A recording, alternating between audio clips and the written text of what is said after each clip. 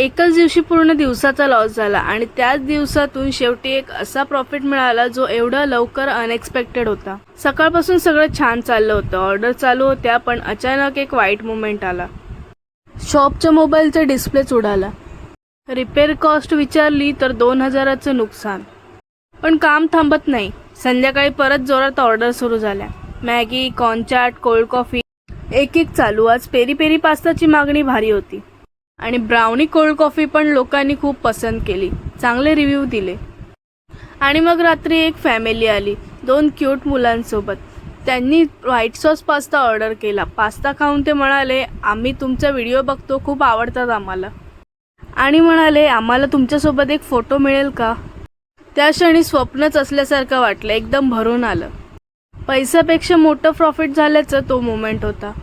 कधी कधी एक दिवस सगळं हरवतं, पण त्याच दिवशी काहीतरी असं मिळतं जे पैशात नाही पण मनात कायम राहतं।